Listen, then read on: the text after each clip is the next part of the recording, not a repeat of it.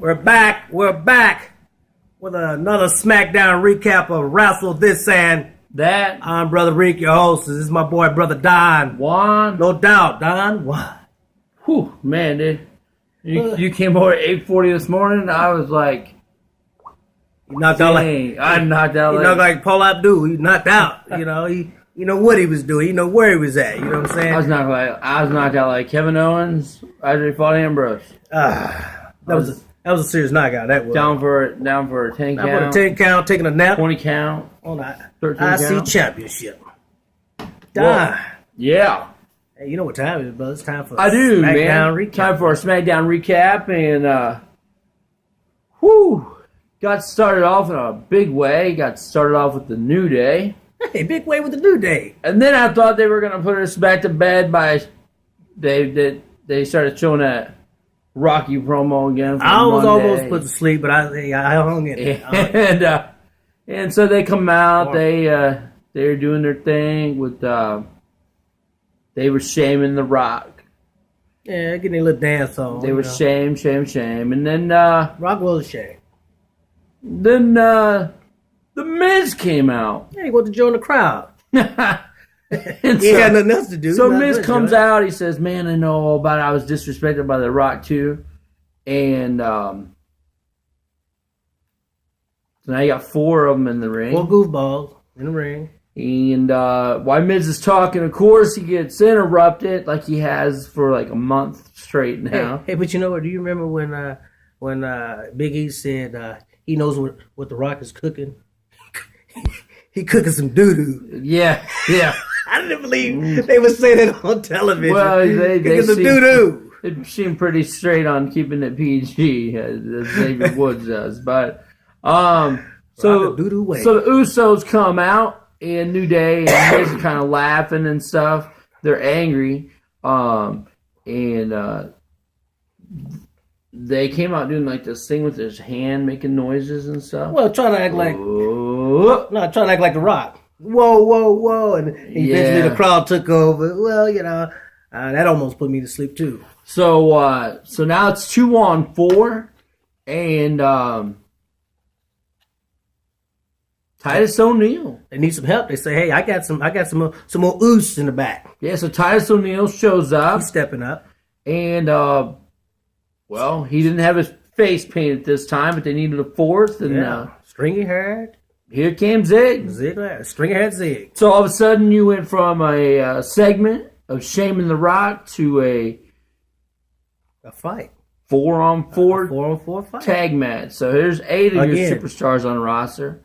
Match itself, it was long. I mean, it was the longest match of the night. 2 commercial long. But the match itself pretty good overall. Once it got ready to wind down in the ending, then it was like really good. Yeah, I think Ziggler had caught him with the zigzag on Woods, and Miz goes for the skull crushing finale, and unfortunately that failed. Yeah, that totally failed because Ziggler connected with a super kick on him, and after that, Titus was waiting right there for him and gave him a class of the Titus. Yeah, and Titus continues to do well. I've seen past 5 weeks he has been either winning by himself or he's either been winning with a tag team partner or something. So it's like we said a couple of weeks before, we're waiting to see what they're doing with this. And even though Miz has been losing every time he's been in a segment or whatnot, it seems like he's stepping up and being on television.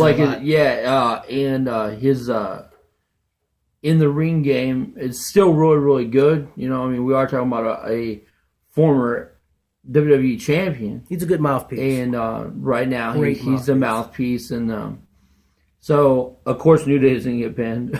So I mean, you always think that like whenever you see a 4-way, you're like, because they're champions, right? If they're gonna hold the belts that long, at least you can pin them. You know. So of course the winners again is New Day, Ziggler, and Titus. Well, not New Day. They didn't win nothing. Well, they should have. They should have. The Usos. What? The losers. Ziggler and Titus. And the cool thing about that was Titus invited a bunch of kids from school and their parents to SmackDown. He invited them all to be his guests. He do that a lot. Really cool, and seeing him dance and hold the kids and stuff. So, one of the kids would look like pick me up too. You know what I'm saying? They wanted to be on camera too, but he only had to pick up one of them. He just roused. He's halfway out of breath and whatnot. Oh yeah, I wanted to pick him up. That's not gonna happen. But that was a good segment and whatnot, and it also was a fairly good match. Yeah. Then you had second match. Really good match here. First time that we've seen it.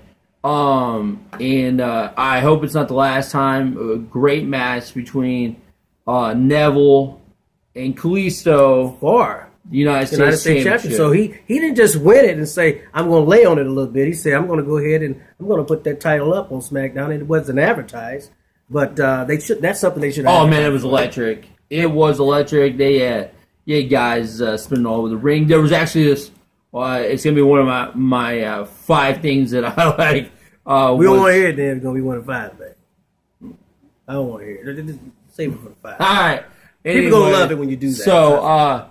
So after a grueling match of going back and forth, Kalisto doesn't get the full Selena del Sol. Second week in a row, you didn't really get the full effect of it, but he modified it, and he did get the win. And then afterwards, him and Neville, they exchanged a handshake in the ring, and it was well deserved.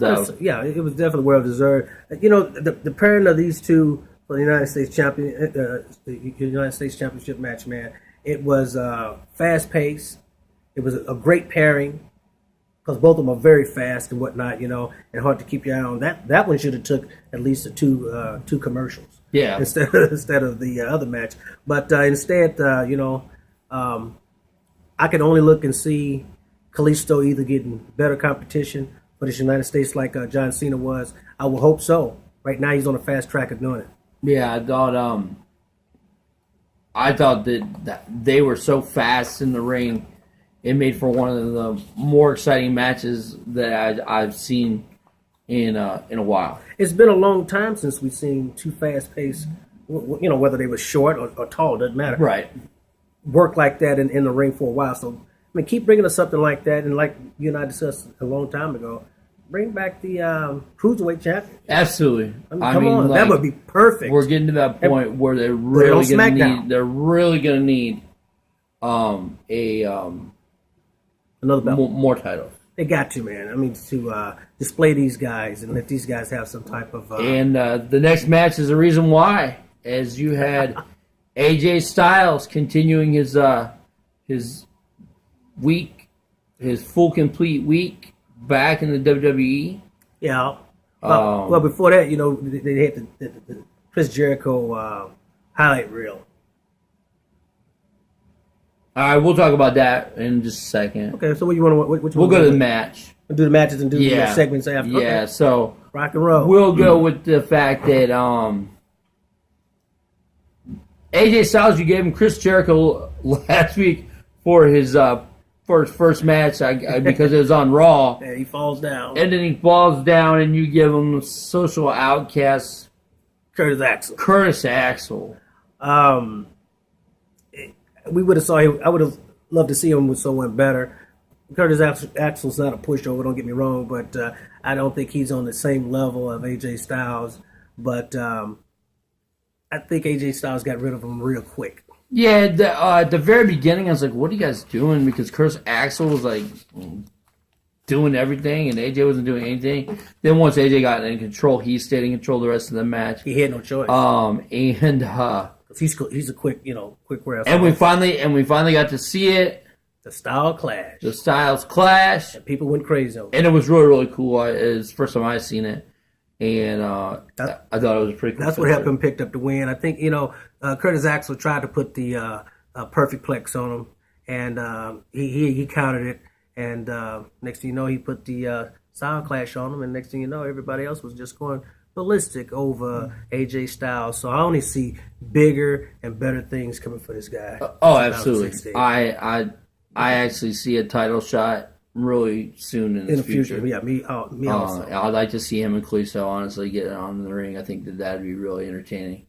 So he completes a trifecta, perfect week for him. No, he didn't win the Royal Rumble, but he came out being the talk of the Royal Rumble and a good showing. Yeah. And then he gets a win over Y2J, and then he dismantles.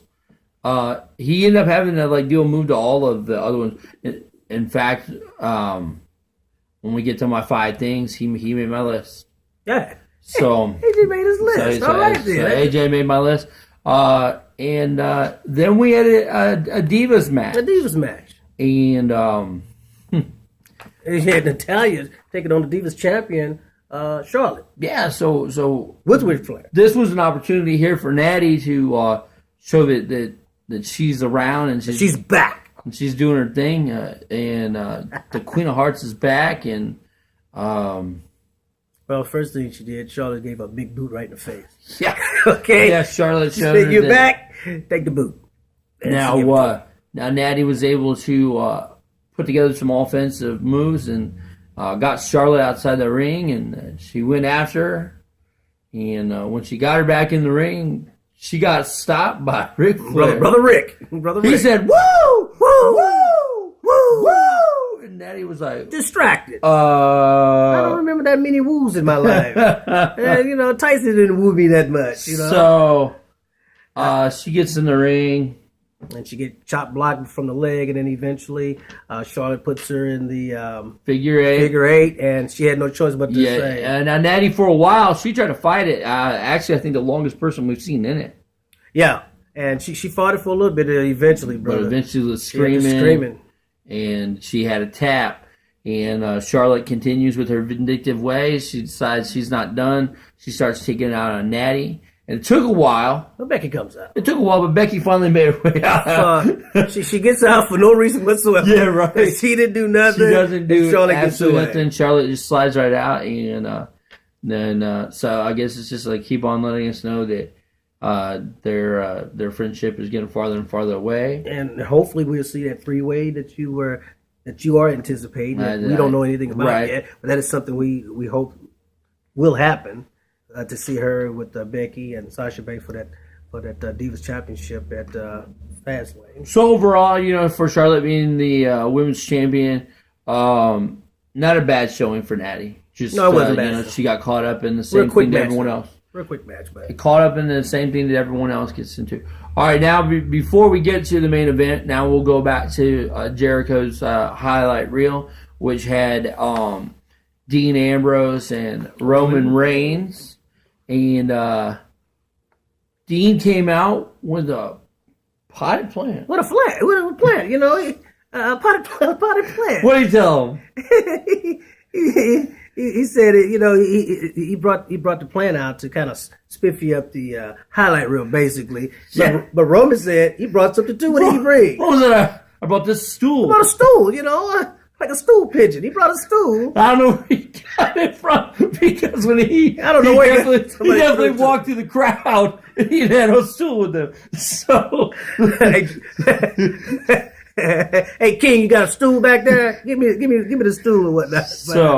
But Jericho asked him. He says, with you guys, with the upcoming Fastlane, you guys gonna be facing each other along with Brock Lesnar. Is there gonna be any animosity between you guys? And Roman answered it as best as you could answer. He said, no. Yeah. He said nope. Yeah, Roman said, no, we, like you've talked about, because the Miz led up, he said, hey, you guys have, been on the road together, I've had drinks with you and all stuff like that. Like, he had to include himself. Yeah. Because he's not part of their friendship. Listen, well, the thing is that Jericho did that 15 years ago. He's not doing it now. He's just eating a lot of chicken. But go ahead. So you got, and when he asked him, what it means now that they're doing it for the title, Ambrose answers right off the bat. He said he's gonna get his fist. I'm gonna punch you in the face. He told him I'm gonna punch you twice. I'm gonna punch you again in the face. And Roman's like, oh, telling me your strategy. He says. He says you're gonna give away your strategies. Well, I'm just gonna duck my head a little bit lower so you break your hand on my head. It's just like. Well, Sheamus been breaking his foot on his head, so right. Every week he gets a big boot right in the face. So Dean says, "What if I'm What if I'm just bluffing? What if I'm... And he said, what if I'm bluffing? Yeah, that's exactly what Roman said. I got the 5-year-old question. Yeah, what if I'm bluffing or So, so Dean,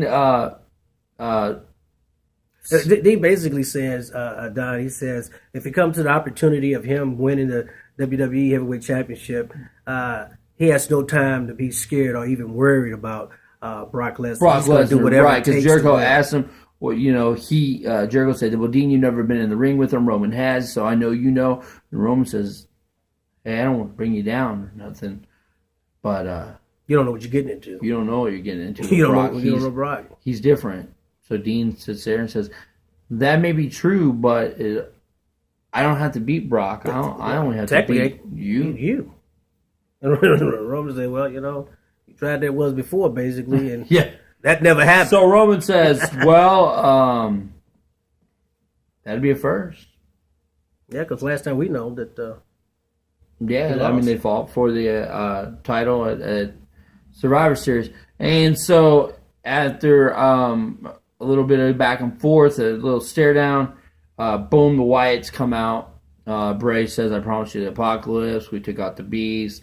Now we're going to take out you guys and destroy you, and so no one ever sees you again. And Roman said, hey, listen, you came halfway. Why don't you come all the way in the ring? well, before that, Roman says, he said, he's doing it again, guys. Yeah, my God. He said, he's doing it again, guys. Nobody says what. Nobody says what. Roman says, we don't understand what he's saying. And I technically heard every word he said. Did you hear every word he said? I heard what he said. And maybe if Ryback said it, I probably wouldn't have heard it, but I heard everything. So that got ready to take us to our match. Right before that match started, there was one more segment. It kind of picked up from Raw. It was Gold Dust finding our truth stretching. What I can say, man, is that this funny thing between them two is working.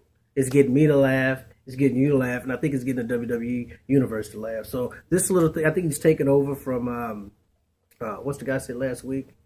Santino Morello. I think he's taken over his spot. That was pretty funny segment. So, yeah, basically, he still wants a tag team partner. R-Truth tells him that he doesn't go that way. He said, I'm a tag team partner. He gets down to do some squats. He had a green outfit with gold on. Right. He said, and he says, I'm sweating my golden globes off. and then his groin got hurt.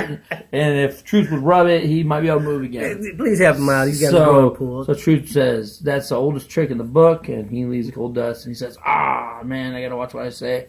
And so we'll be looking for that tag team to eventually You think they will eventually? I think that tag team will eventually happen. So then you go to your main event, and it is a match that we've seen a lot. Like, they didn't even use Braun Strowman. They just used Harper and Rowan and Wyatt versus Jericho, Roman Reigns, and Dean Ambrose. And the match itself was okay, but Smackdown, you got to start doing something. Every main event ends the same way. How it ends? It ends in a DQ. I mean, for the past, like you say, 5 weeks in a row, and dealing with Kevin Owens and Ambrose, or Roman Reigns and the League of Nations. Like you said, it's like disqualification. It's always the same thing, and it always ends in a DQ. So this one ends in a DQ after Braun Strowman puts him out of the ring. The only real different thing about the match was when Roman looked like he was going to do a Superman punch, he got caught. He got caught big time. And the Big Show came out to confront the Wyatts. From a beatdown from Monday. From a beatdown. And guess what he got?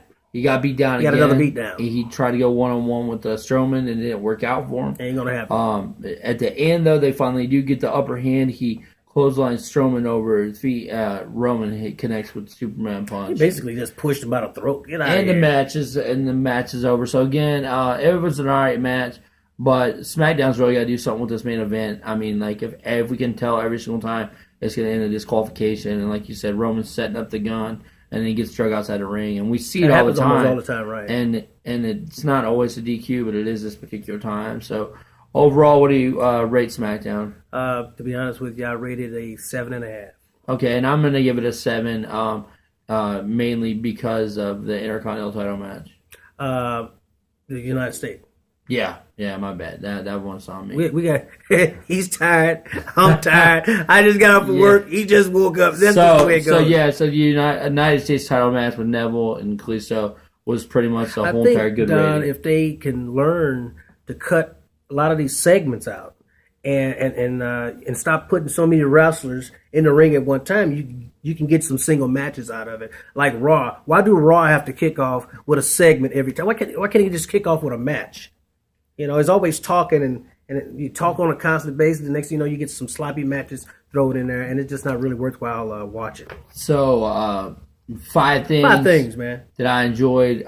When Kalisto, he did like a handstand. Yeah, hand walked on his hand. Yes. On Neville. If you guys get a chance, pull it up on YouTube while you're watching our video. Go check that out. I liked AJ Styles did a flip over top the ropes and took out two members of Social Outcast just that way. That was absolutely awesome. He's a flyer. In general, not just the handstand. I enjoyed the entire United States title match. So that's three things. Four things is I liked it for the first time. You had a confrontation between Roman and Dean. Like, they didn't even have a confrontation. They were like, I'm going to meet you at Survivor Series. And they did meet each other, and you still couldn't tell that they had any confrontation. But this time, you could tell that they're planting a little seed. The fifth thing that I did enjoy was Titus O'Neil with the kids. I thought that was really cool. Right. I mean, he does that a lot with WWE, and he's with a lot of charities and whatnot. And he seemed like a giving person to me, and hey, I just got to take my hat off to him. I would be a giver too if I had the money he had. So, guys, that's it for SmackDown recap. Like I said, overall is a 7 show, but when we come back, we'll have Rico's rumor reports. Let's see what kind of crazy rumors are running rampant in the WWE world. And until next time, we're out.